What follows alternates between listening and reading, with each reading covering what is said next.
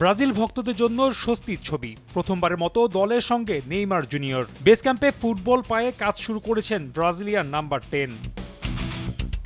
তবুও স্বস্তি কই? মরক্কো ম্যাচের পর প্রশ্নবিদ্ধ দলের সামর্থ্য। হাইতিও নেবে বড় পরীক্ষা। বিশ্বকাপে ম্যাচ জেতা যে সহজ নয় জানে টিম সেলেসাও। গ্রুপ পর্বের দ্বিতীয় ম্যাচের আগে তাই সতর্ক 5 বারের চ্যাম্পিয়নরা।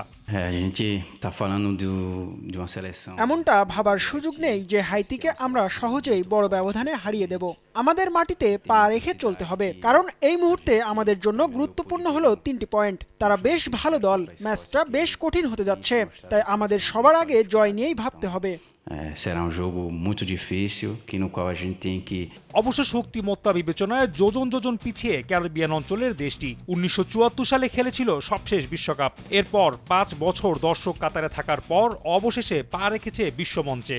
যদিও শুরুটা ভালো হয়নি তাদের। প্রথম ম্যাচে স্কটল্যান্ডের কাছে হেরেছে 1-0 গোলে। All time Roma. Taste it, love it. তবে এবারের বিশ্বকাপ যেভাবে মাতাচ্ছে আফ্রিকান দেশগুলো, তাতে চিন্তায় পড়ার কথা ব্রাজিলেরও। আনচেলত্তি নিজেও যে সেরা একাদশ খুঁজে পায়নি এখনো, তা বলাই বাহুল্য। ব্রাজিলের উন্নতির আছে অনেক কিছু, তবে সে অনেক কিছুর কিছুটা হলেও পূরণ করতে পারেন Neymar junior.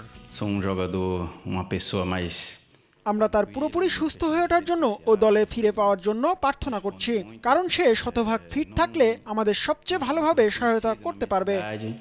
até porque já fazem 10 anos que eu tô fora, né?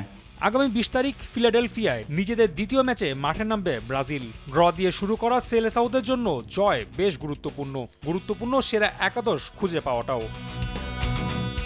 Rafi আমিন, সময় সংবাদ।